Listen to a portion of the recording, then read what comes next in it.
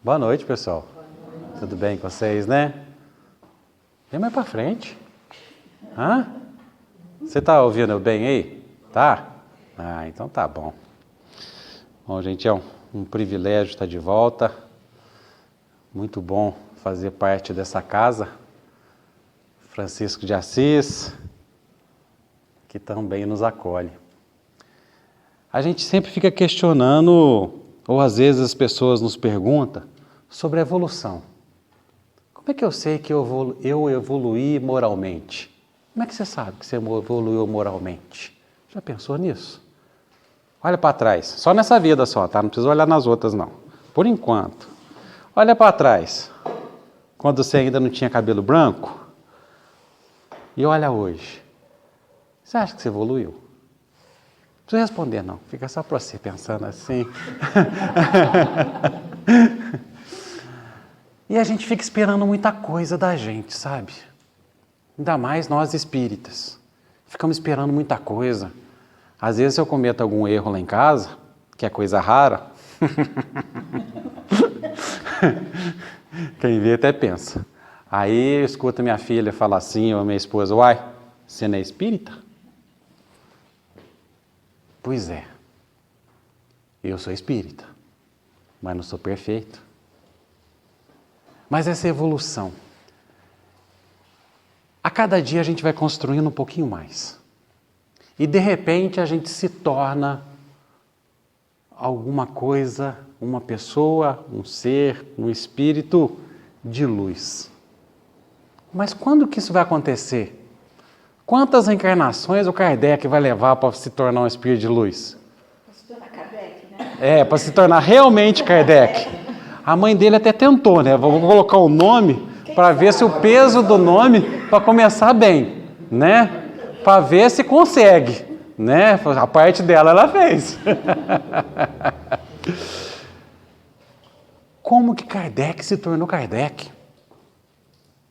Como que Kardec despertou e codificou a doutrina espírita numa perfeição didática, numa pesquisa bem reta, sem deixar contaminar pela sua imperfeição. Mas ele conseguiu. Em 1786, nascia um espírito, reencarnava um espírito em Dardilly, na França, ao norte de Lyon.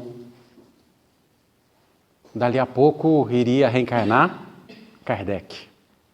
Kardec reencarnou em 1800 e pouquinho, se não me falha a memória, 803, que Nasceu, né? nasceu, reencarnou, 1800 e pouco, isso. Mas em 1786 reencarna esse espírito. O espírito que seria um grande transformador da Igreja Católica. Nascido então em Dardilly, ao norte de Lyon, de uma família muito pobre. Conseguiu ser alfabetizado com 17 anos. E ele tinha uma vontade enorme de ser padre. Desde quando ele se entendeu por gente, aos 7 anos de idade ele separava algumas imagens, ia para o estábulo da casa dele, lá da fazenda, da roça, e rezava a missa como se fosse o padre. Ele tinha essa coisa dentro dele que queria ser padre. Então, quando ele consegue se alfabetizar aos 17 anos, ele entra então para se tornar padre.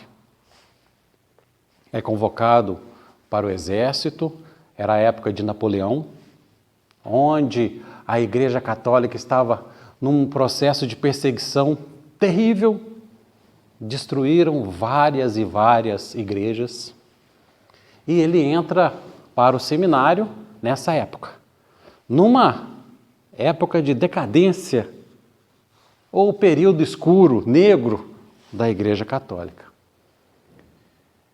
Aos 22 anos, ele é ordenado padre.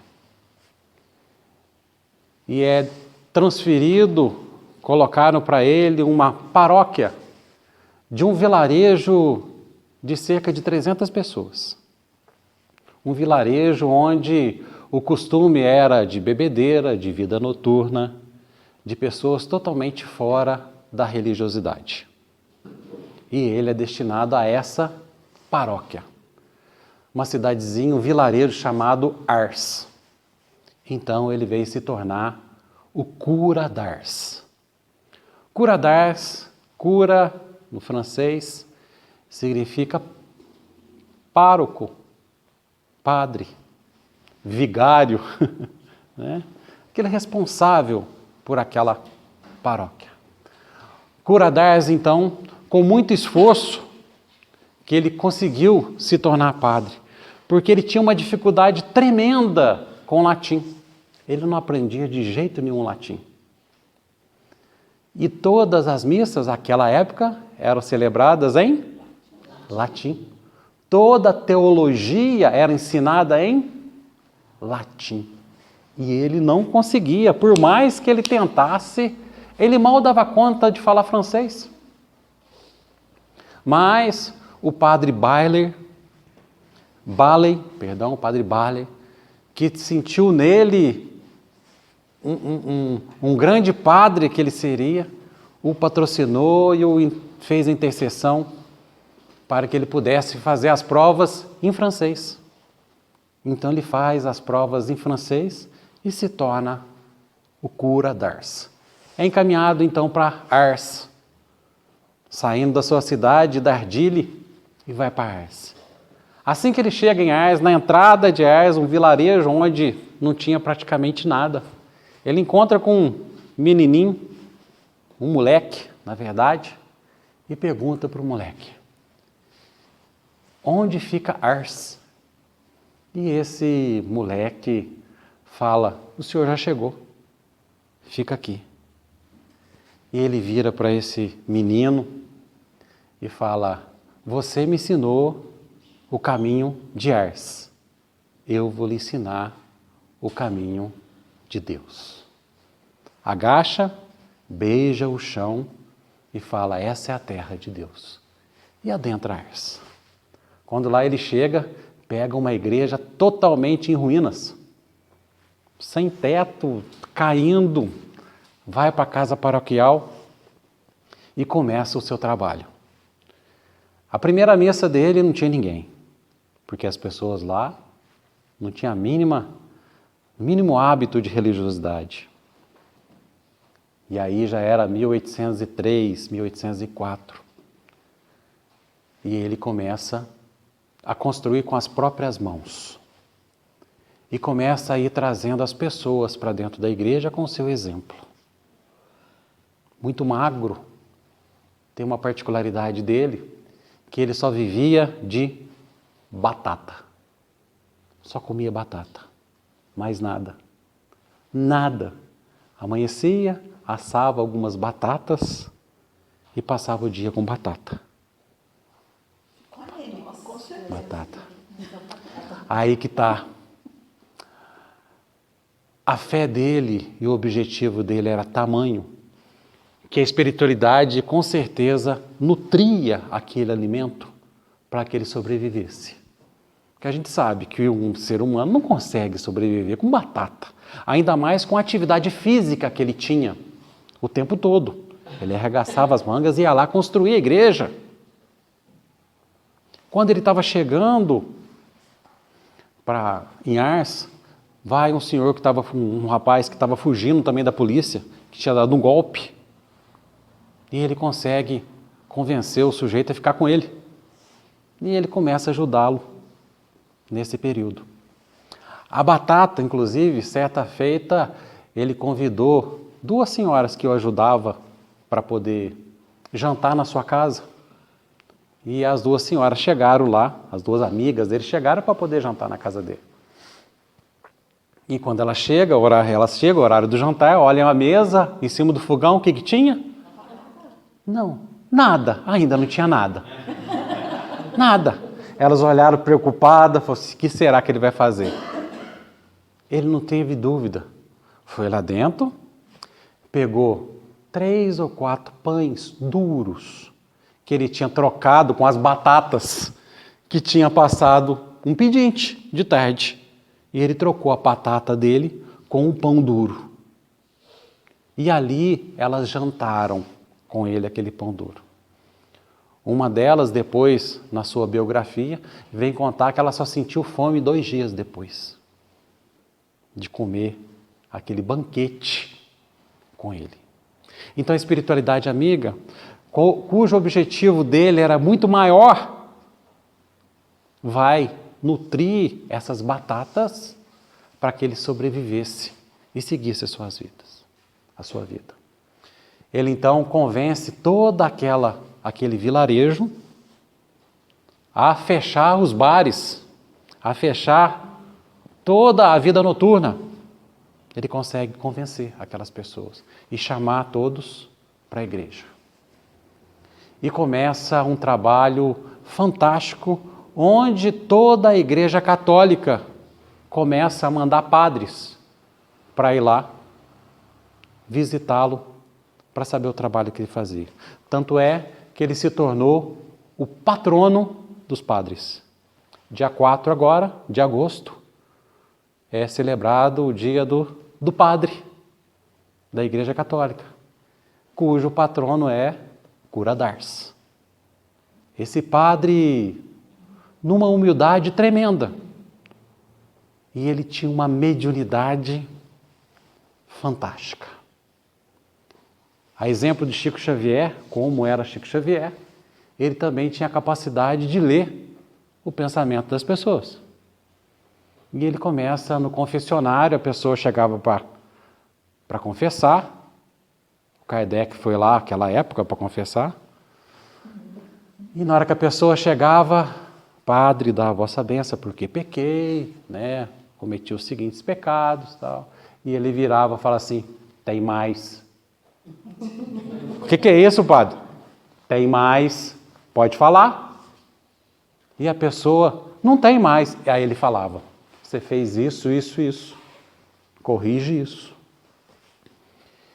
E foram se juntando pessoas para poder confessar com seu cura. Ele chegava a ficar 12, 14, 16 horas no confessionário.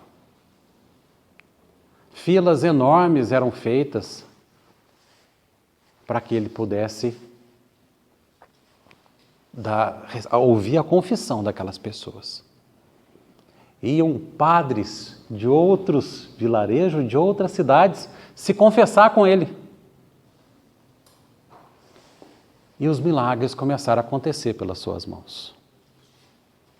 E ele, mesmo sendo tendo toda essa disposição, essa simplicidade, ele ainda se achava que não fazia nada.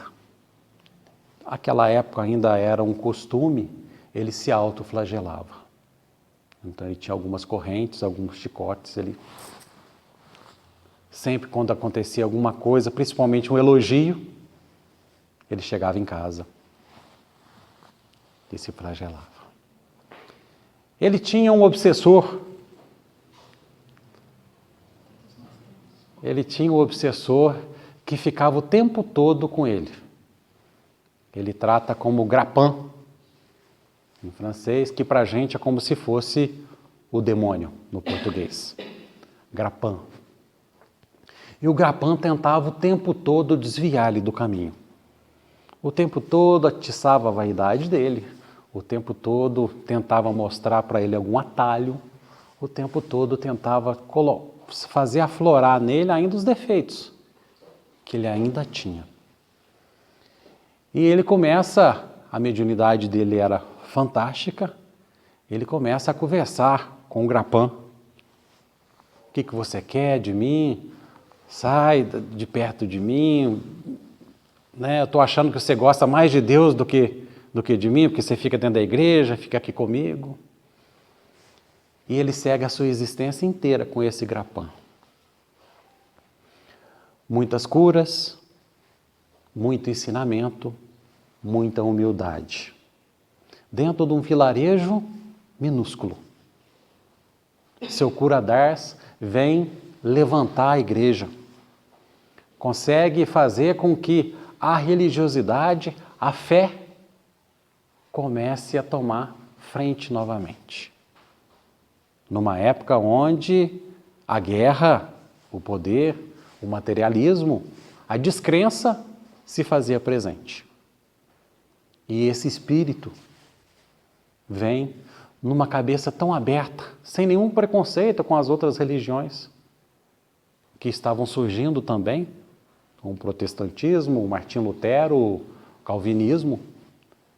Ele consegue lidar e trilhar por todos esses corredores da discórdia, sem adentrar neles. Constrói um colégio para meninas em Ars, depois constrói um orfanato para meninos, e sempre procurando auxiliar, arrecadando, fazendo algumas coisas que a própria igreja não gostava, mas a sua bondade era tanta que a igreja fechava os olhos. Que espírito é esse? Que espírito é esse que veio totalmente desapegado, se anulando e ainda se achando que era muito? Por isso ele se autoflagelava. Certa feita perguntaram para ele qual que era o medo que ele tinha. Ele falou se ele tinha medo da morte. Aí ele falava, eu não tenho medo da morte, só tenho medo de Deus me encontrar com as mãos vazias, de eu não ter nada para oferecer a Deus. Mesmo tendo uma vida totalmente voltada à caridade, à ajuda, à renovação, ao exemplo, sem se deixar corromper em nenhum momento. O final da sua vida, como toda a sua vida, foi linda, maravilhosa. Quando ele já estava para desencarnar, uma pleiade de espíritos que estava preparando para vir e ajudar Kardec na codificação, chegam até a França, e aquele espírito, Cura d'Ars, que também seria um dos componentes da codificação, um daqueles espíritos que daria comunicação na codificação espírita, já estava findando a sua encarnação naquele momento. Cura d'Ars se desencarnou em 4 de agosto de 1859, portanto, a doutrina tinha começado, o primeiro livro publicado em 1857, e ele começa a participar também, logo depois do seu desencarne, da codificação. Antes dele desencarnar, certa feita ele estava dormindo, e pelo desdobramento, ele é levado até um local na França, ele adentra pelo desdobramento físico, onde, porventura, também estava Allan Kardec desdobrado. E ali eles são recebidos por todos aqueles espíritos que seriam os responsáveis pela codificação. Ele era um grande devoto de São Luís. E ali estava São Luís, que foi um dos responsáveis pela codificação. São Luís o conduz até toda aquela pleiade de espíritos. E então ele vê um encarnado vindo e sendo recebido e tomando todas as orientações necessárias, um cuidado muito grande para com ele, pela tarefa que ele tinha. E ele pergunta para São Luís, quem que é aquele? E São Luís responde, aquele é Allan Kardec, que tem um grande papel na codificação desse trabalho que todos aqui estão. Ele retorna para o corpo, então, com toda essa lembrança, apesar de ser da Igreja Católica, ele tinha todo aquele conhecimento dentro dele, dessa vida depois da vida. E esses espíritos fazem uma proteção porque ele já não conseguia mais se autoflagelar. E nesse momento de desencarne, o Grapam começa a se aproximar mais, ainda tentando uma derrocada da sua reencarnação. E eles fazem um cordão fluídico, que quando o Grapam vai tentar entrar, ele é barrado nesse cordão fluídico, se afasta irado e pergunta: quem ousa cercear o meu livre-arbítrio? Eu tenho o meu direito de ir e vir, entrar onde eu quiser.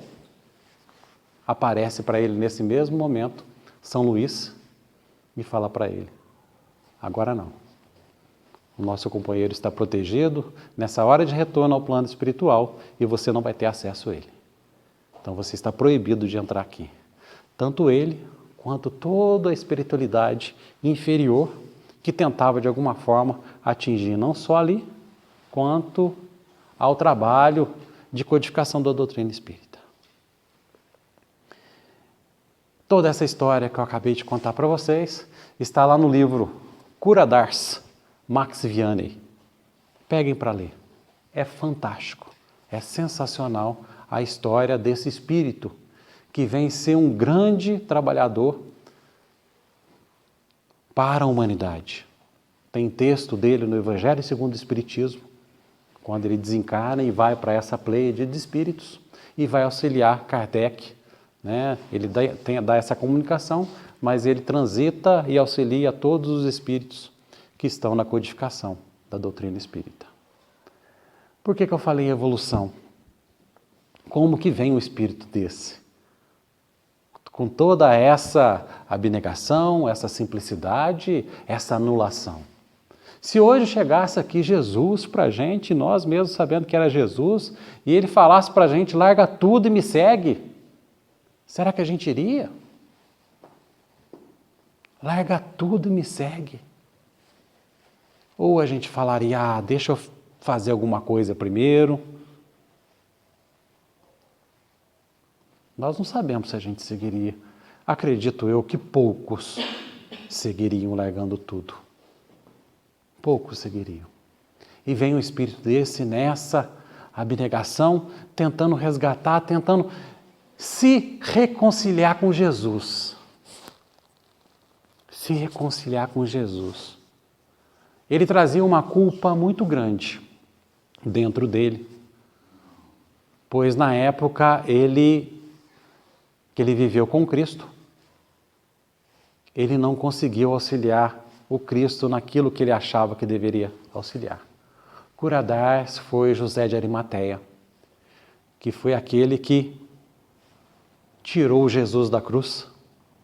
Aquela época que Jesus foi crucificado, aqueles que eram crucificados eram retirados e jogados numa vala para que os animais comessem.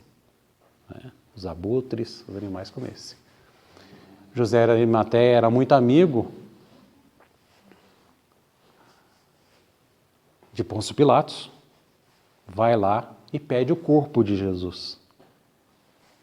Pede o corpo de Jesus e leva para a sua sepultura. Onde Jesus foi sepultado foi exatamente no túmulo, que era de propriedade de José de Arimateia. Ele era muito rico na época. Então ele traz com ele ainda uma certa culpa, um remorso de não ter podido ter feito mais por Jesus. E retorna nessa reencarnação como o Cura d'Ars, reerguendo a doutrina de Jesus, tentando colocar o que há de bom na doutrina, mostrar o seu lado, realmente iluminado.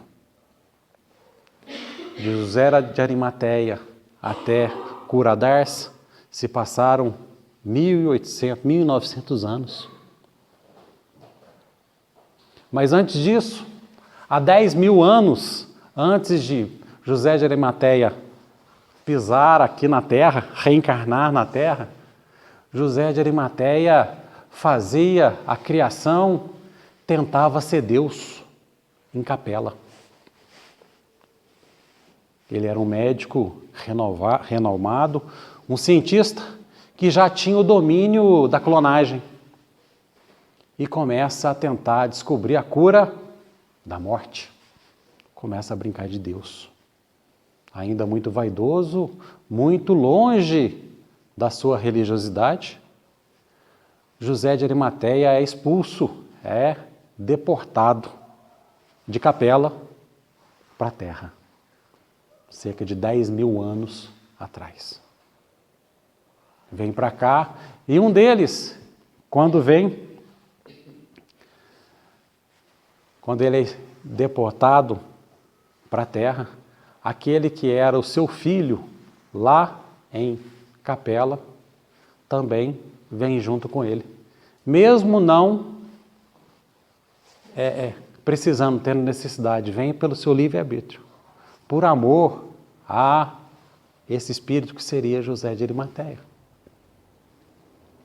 Vem de lá e aqui reencarna junto com ele como João Batista. João Batista também, o espírito capelino, que veio de Capela, mas não expurgado, mas por vontade própria. Pelo amor que tinha, não só para aquele que era o seu pai, mas com todos aqueles que aqui vieram. João Batista, aqueles que não sabem, João Batista é o espírito da verdade. Na codificação da doutrina espírita, todas as vezes que nós lemos lá o Espírito da Verdade, é João Batista, que foi o grande responsável por toda a codificação. Olha quanto tempo, 10.000 anos. Nasce, reencarna, José de Arimateia já tinha passado por outras reencarnações, mas fica marcada aquelas que realmente têm um despertar, aquelas que realmente fazem diferença nas nossas existências. E depois vem fechar com chave de ouro, ou então não, né? Pode ter outras reencarnações, mas cumpre o seu papel como curadars e segue auxiliando todos. Muitos espíritos capelinos que aqui vieram retornaram à pátria espiritual deles, né? A Capela. Outros não. Outros aqui ficaram, pelo amor que aqui, né, tiveram, pelos laços que aqui construíram, e seguem a sua evolução nesse planeta de provas e expiações hoje. A evolução não dá saltos. Nós viemos a cada reencarnação para cumprir uma etapa, para parar uma aresta, para poder nos despertar. Tem reencarnações que são apenas reencarnações preparatórias, onde a gente ainda não vai ter aquele enfrentamento necessário da nossa real dificuldade, daquilo que nós merecemos, daquilo que nós precisamos resolver. Mas o tempo de Deus é o tempo necessário para que a gente tenha esse despertamento, seja onde for. O que nós precisamos é cada vez mais compreender a nossa responsabilidade diante da nossa vida, da nossa evolução, do nosso comprometimento com a vida. Não é entregar a nossa vida na mão do outro, na mão do padre, do pastor, do dirigente espírita, do pai de santo, Não, a responsabilidade é nossa. Eu já sei o que eu tenho que fazer, eu já sei o que é certo e o que é errado. Todo mundo aqui já sabe. O difícil é a gente ainda conseguir fazer. Dar a outra face, perdoar 70 vezes 7. Isso é impossível. Não é impossível. O que a gente pode ainda não conseguir, por ainda não ter esse desprendimento nessa reencarnação. Mas nós vamos ter. E aos poucos a gente vai construindo esses valores, vai construindo dentro de nós essa fortaleza onde não vai ser destruído mais. Podemos reencarnar em qualquer planeta, O que nós já adquirimos, nós não perdemos mais. Vamos daqui para frente. Vamos lidar com as ferramentas que tiverem no planeta A, no planeta B. Mas aquilo que nós já somos, não. Isso nós não perdemos. Como deve ser bom acordar já não sentindo raiva, não sentir remorso, não sentir orgulho, não sentir vaidade. Essa é a evolução que a gente busca. Não tem nada de material. Tudo interno. Todos os tesouros que a gente leva para onde quer que a gente vá. Sem distinção. E tudo depende só da gente. Não depende do outro. Não depende do outro, depende da gente. O dar a outra face, ontem nós estamos fazendo o evangelho na nossa casa, e a figura do dar a outra face é até uma oportunidade para a gente ajudar o outro a não se comprometer mais. Porque quando o outro te atinge, ele começou um processo de ira, de revolta, de vingança, de tudo quanto é coisa de agressividade. E quando você se dá a oportunidade de não reagir, de dar outra face, de compreender que o outro está errado, a gente está fazendo uma caridade enorme para o outro. Porque a gente freia o seu desatino. A gente consegue frear e não se contamina e não se compromete também. Porque esse é o círculo vicioso ainda do erro. Eu faço, revida, eu revido, o outro revida e aí vai. Aí vem Jesus falar assim, dá outra face. Para! Ajuda o outro que ainda não entende. Todas as vezes que a gente recua, o outro desarma, não é mesmo? O outro desarma. Se o outro vem com toda aquela agressividade, você recua. O outro não tem o que fazer.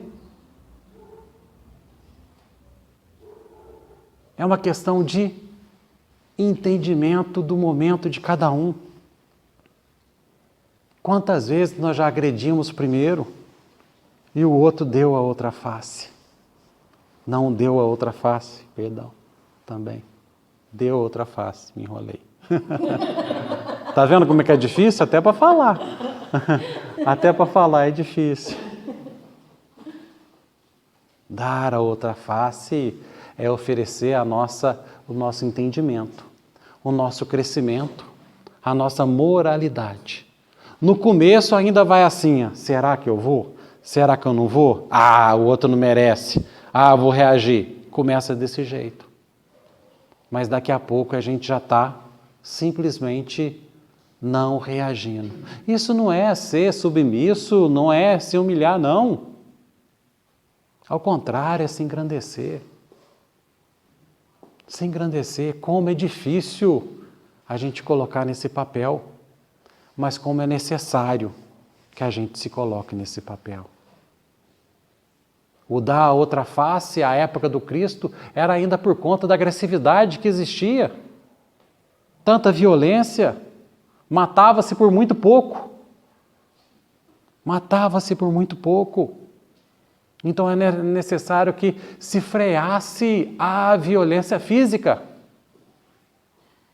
Hoje, já diminuiu violentamente a violência física, mas a moral ainda segue firme. A humilhação, o preconceito, os julgamentos, esses embates que a gente cria, até mesmo nos nossos pensamentos.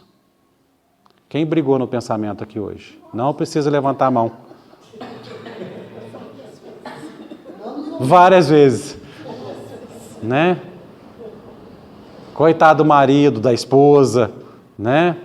Briga em pensamento o tempo todo. E nós somos o que pensamos. Por isso que deve ser muito bom evoluir. Acordar sem esses pensamentos tortos. O Kardec também não vale nada, né? Eu não podia ter falado isso para mim. O Kardec nem sabe que eu estou pensando nisso dele. Nem sabe que falou. Ah, mas eu não podia ter falado aquilo. Mas, se o Kardec não está bem, essa minha forma de pensamento vai lá buscar e pesca o Kardec e soma com a dificuldade que ele está passando. Não é isso, Kardec?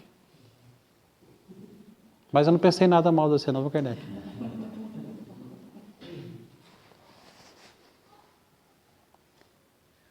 É um exercício de vida. É um exercício que daqui a pouco a gente vai conseguir fazer porque é certo e pronto. Porque quando a gente questiona, é porque a gente ainda não dá conta. Será que eu tenho que dar a outra face?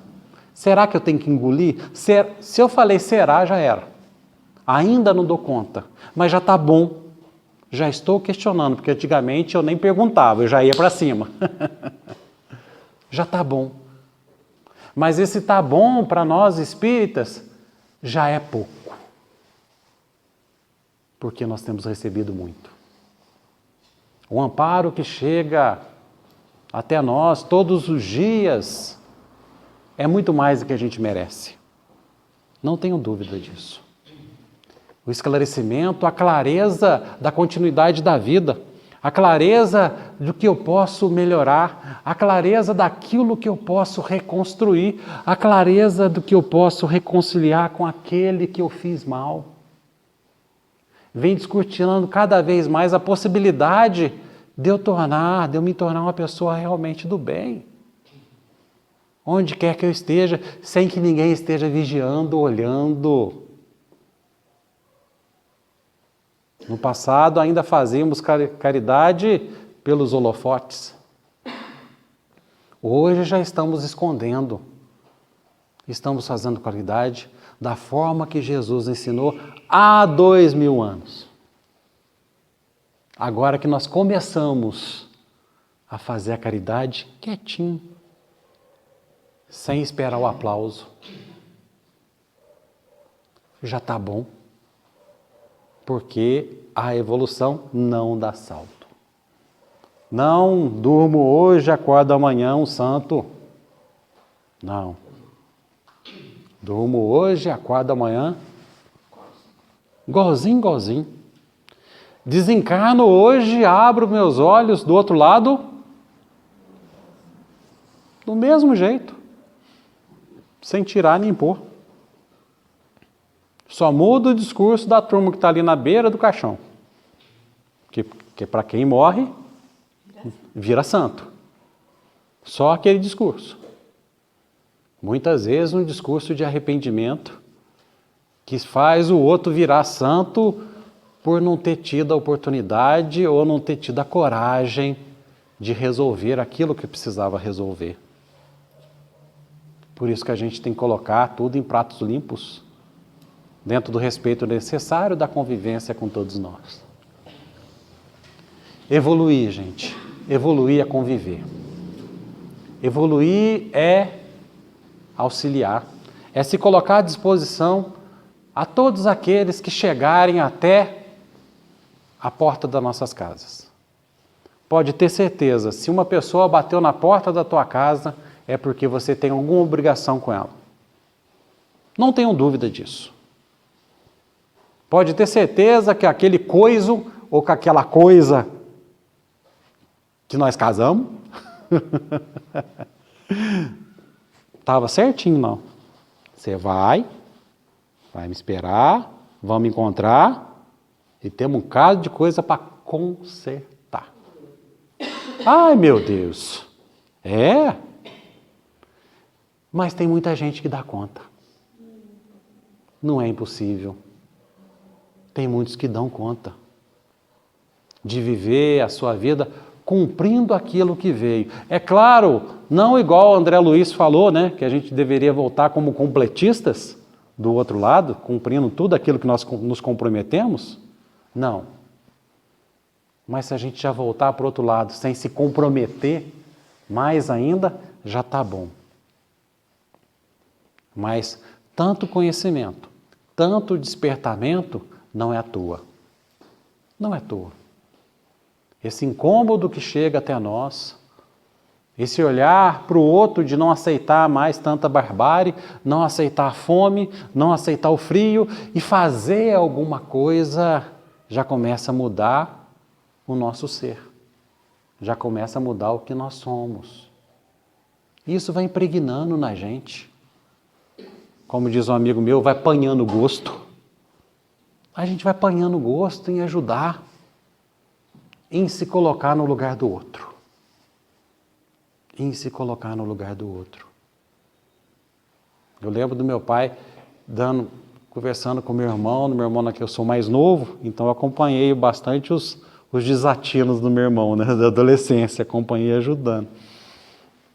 E meu irmão, às vezes, numa das iras dele lá, reclamando da vida, disso, daquilo tudo, e meu pai, dentro da simplicidade dele, falava assim: meu filho, olha para trás, olha quem tem atrás de você, olha o tanto que você tem, você é perfeito, olha para trás, não quer olhar para trás, olha só para o lado, que você ainda vai ver que tem muita gente em situação pior. Dá valor no que tem. E o dar valor no que tem é saber utilizar o que tem também. Não deixando sair pelos vão dos dedos. Olha a responsabilidade do espírita. Olha a responsabilidade desse despertamento. Por isso que Raul Teixeira falou, né? Espírita não é para quem quer, é para quem aguenta. É para quem aguenta.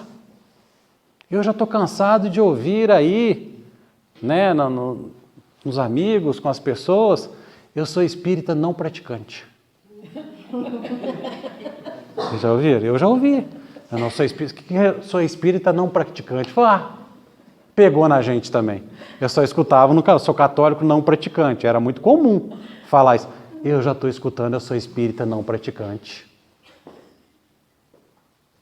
Olha só. Ou é ou não é. É uma forma de falar alguma coisa que é, mas ainda não sou. para o sujeito não perguntar mais, mas eu sou não praticante, porque ele já para a pergunta ali, né? Senão vai que avança mais um pouquinho, a gente vai descobrir que não é nada. Né? Então eu já falo não praticante para não ter nenhuma possibilidade do freguês perguntar ali para frente. Né?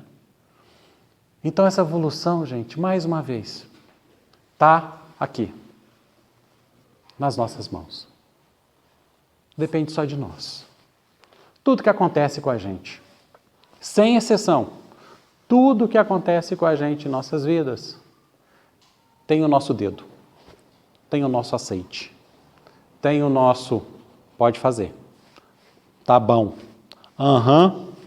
mesmo que a gente faça o fazer o quê, né? Então vai, fazer o quê? Esse é o compulsório. Mas de alguma forma fui eu que trouxe para o meu dia a dia, para a minha vida. Daquilo que eu plantei ontem. Se eu não estou feliz hoje com a minha colheita, gente, muda o plantio. Simples assim. Mas muitas vezes mudar o plantio dá trabalho. Dá trabalho mudar o plantio. Tem que arar de novo, né? Fazendo a analogia, para mudar o plantio, tem que deixar a terra descansar, tem que mudar, tem que arar, tem que jogar veneno, né? Produto agrotóxico para poder matar aquilo tudo ali, para deixar a terra boa de novo, para mudar o tipo da cultura. Não é isso? Tem agricultor aí? Falei muita bobagem, né? E faz ali de novo. E é isso que a gente tem que fazer nas nossas vidas, quando o plantio está nos deixando triste, nos fazendo sofrer. Tem que mudar. E não é você que vai mudar para mim. Eu que tenho que mudar e pronto. Vai dar trabalho? Vai dar trabalho. Mas depois tem a colheita. Depois tem a colheita. E podem ter certeza, a colheita sempre é muito prazerosa para aqueles que realmente souberam plantar. Temos que entender também que não existe um momento de plantar e momento de colher. ela é simultânea. Nesse mesmo momento eu estou colhendo e estou plantando. Nesse momento. Cada um de nós, sem exceção. Não estou fazendo nada, está plantando. Estou dormindo o dia inteiro, está plantando. Está perdendo tempo. Está perdendo tempo. Com a morte agora, o desencarne do Jô Soares, vem muitas frases, né, muitos depoimentos, né, e veio à tona novamente o depoimento do Chico Anísio, quando perguntaram para ele, né, o que você tem medo da morte? Não, não tem não, eu tenho pena. Chega muito rápido. Chega muito rápido. Mas essa é apenas uma reencarnação. Dentro do oceano que a gente não consegue nem conceber. O que nós somos hoje é apenas um décimo, um centésimo, um milésimo daquilo que nós vamos ser. Se estamos sofrendo hoje, tem muito ainda por vir. Porque vamos sim evoluir. Vamos sim acordar um dia como Curadars, fazendo o seu papel. Reconstruindo, fazendo diferença no mundo, onde quer que estejamos. Mas para isso, tem muito autoflagelamento, que a cada tempo muda a forma. Mas o mais importante é nos colocar sempre com o pé no chão. Deixando a nossa vaidade de lado. Se um sujeito chega para você e fala que você é bom, você sai de perto dele. Não é bom não. Ou pode até fazer assim, obrigado, vamos embora. Então vamos fazer mais. Para continuar. Se até Chico falou que era um cisco, imagina a gente, Curadars, o patrono da Igreja Católica, se autoflagelava porque achava que estava recebendo muito elogio, tinha medo da morte, não pela morte, mas por encontrar com Deus com as mãos vazias, de não ter feito nada. E nós? Como que estão as nossas mãos?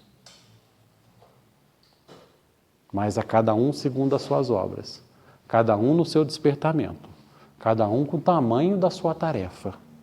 São poucos que ainda vêm como missionários, com grandes tarefas em favor da humanidade.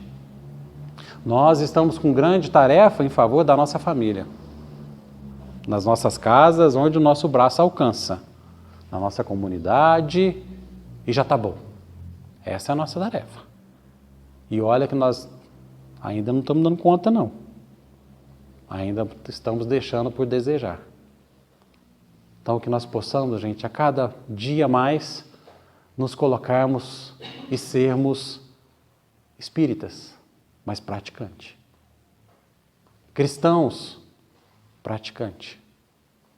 Espíritas, fora do centro, daquela porta para fora. Não aqui dentro. Aqui, vocês vão me desculpar, não serve para nada. Lá fora serve. Aqui, se você sair daqui incomodado, porque eu falei para vocês que vocês não servem para nada, já está bom. Desde que faça lá fora. Nós temos que fazer. Nós temos que nos tornar uma pessoa só. A pessoa que está aqui dentro agora, tranquila, ouvindo, serena, esperando um passe, tentando frear os pensamentos, questionando o que é, aquilo que tem que fazer. Nós temos que aproximar essa pessoa daquela que vive lá fora. Continuar fazendo isso lá fora.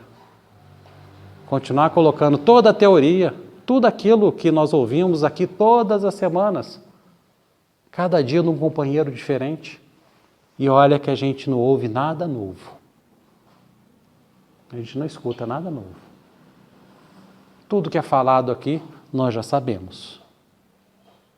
Mas falta a gente fazer diferença lá fora. Nós achávamos, ou achamos Chico Xavier o máximo, o exemplo da bondade, Buda, Mahatma Gandhi, Madre Teresa de Calcutá, tá. Mas e o Robinho? O que ele é? Pode ser alguma coisa. Depende de quem? De Madre Teresa, de Chico? Não. Depende só do Robinho. E utilizar esses exemplos todos que estão à nossa disposição o tempo todo. Está à nossa disposição. A gente colocar em prática no nosso dia a dia. No trabalho, na família, onde quer que seja. Falando da outra face, ontem mesmo no Evangelho, um companheiro que trabalha numa secretaria de saúde, falou assim, as pessoas já chegam lá na Secretaria da Saúde, já armados, né? No último da sua raiva, porque não conseguiram isso, porque o Estado não atende, e não sei o quê, e já começa a fazer todo aquele escarcéu. Aí, de repente, eu viro para a pessoa, calma, Jesus vai ajudar. Quantas vezes, eu achei interessante ele falar, quantas vezes só pelo fato de eu falar a palavra Jesus, a pessoa já desarmou. Só de falar a palavra Jesus, eu não resolvi o problema dele, não. Só falei a palavra Jesus. Esse também é da outra face. Da outra face, desarmando a pessoa. Ou seja, existem muitas formas da gente vivenciar o Espiritismo, o Cristianismo, vivenciar, colocar Jesus nas nossas vidas. Basta a gente se esforçar, né, e ir prestando atenção quando a vida nos chamar à responsabilidade. E a vida só chama todos os dias. Todo momento. Para que a gente possa testar, reparar, reconstruir e refazer as nossas vidas. Ok, gente? Muitíssimo obrigado. Que Jesus nos abençoe.